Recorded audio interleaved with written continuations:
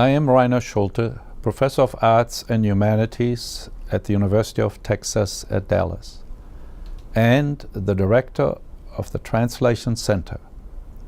Today I would like to talk about one of my favorite poets, Marianne Moore, born in 1887. There's a personal history connected with my getting to know Marianne Moore. When I came to the United States for the first time as a Fulbright student, I was at Dickinson College in Carlisle, Pennsylvania. I found out very rapidly that Marianne Moore had passed some years as a young child at Carlisle, and that gave me the idea of pursuing her poetry. Naturally, I knew nothing at the time about her poetry, but I was introduced rather rapidly to something that she had done in 1925, which also changed my life as an editor. She was the editor of a new journal in 1925 called Dial. And Dial was probably the most expansive journal ever to publish all the important poets and writers at the time. The Dial was progressive. The Dial was looking forward. The Dial was publishing all the important poets and innovative writers at the time. They also published Thomas Mann early on in his career. So what does that mean? Marianne Moore was interested in seeing how poetry could indeed be renovated. And from her point of view, she was particularly keen on incorporating as many objects that she could see in the world around her. One of the great things that she did, she introduced many animals into her poetry, and she spent many days and many hours at the zoo in the Bronx. So that influenced her the way she was going to interpret the world, not from a purely philosophical or intellectual point of view, but from the point of view of the objects that she found in her daily life. She has poems about fish, she has poems about trees, she has poems about landscapes, etc. So she approached the interpretation of the world through the views and the sights of objects that she saw around herself. It is a kind of innovation, and for that reason all of the poets at that time, who were indeed most of them also published in the Dial, had a similar sensibility that was carrying the sound poetics into the future.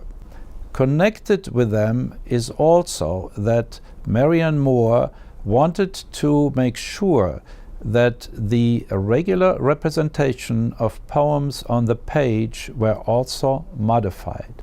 That means the normal visual presentation of a poem on the page no longer existed. You have strange combinations of lines, you have strange combinations of places and shapes between the words, and how the words were actually put together. Here again one could say that she also was very much connected with the movement of modernism. Modernism in its simplest form just means that you no longer want resolutions and solutions all the time. You want juxtapositions, you want crashes, you want break windows, you want to go into doors that are no longer immediately clear in terms of a solution.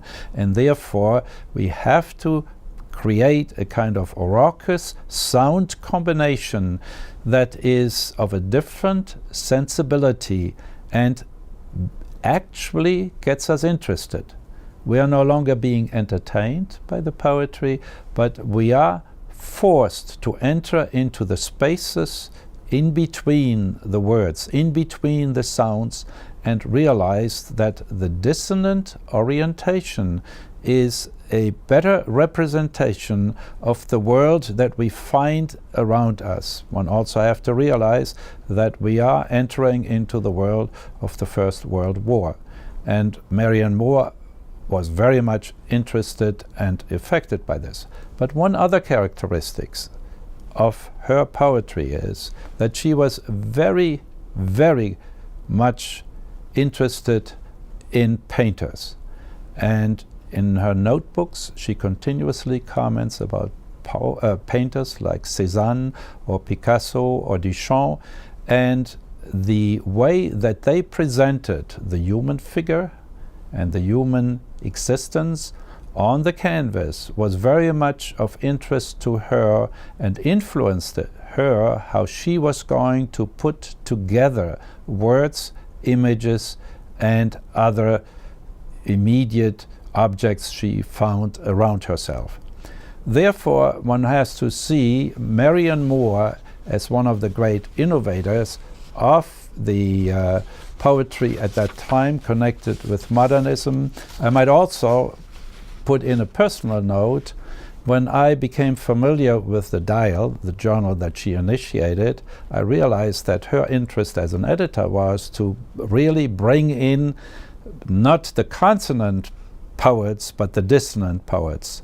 And when I started Mundus Artium, a journal of international literature of the arts, I felt perfectly comfortable to present poets that were creating discussions, that almost at times were creating scandals, and therefore also in the 20th century and now in the 21st century were able to create a poetry that is different, perhaps sometimes more exciting, of the poetry we encountered in the 19th century, and speaks more to us because we need a certain dissonance in order to react to life and also to become involved in life and have a different perspective that would see us in a different way and see the world in a different way.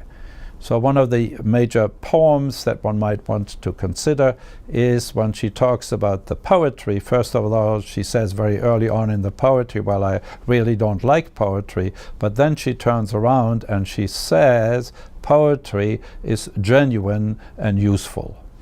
One major aspect of Marianne Moore that cannot be said about quite a few other American or English poets at the same time, that she was extremely attracted to translating the fables of La Fontaine. So she also had access to a different kind of activity, and namely the art and craft of translation. And that accompanied her for many years because she was very insecure at the beginning. She wasn't quite sure whether she could do that. And the fables, obviously, of La Fontaine have been with us ever since the 17th century. So she actually also asked Ezra Pound and some other writers and critics whether they could help her to perform and improve her translations of La Fontaine.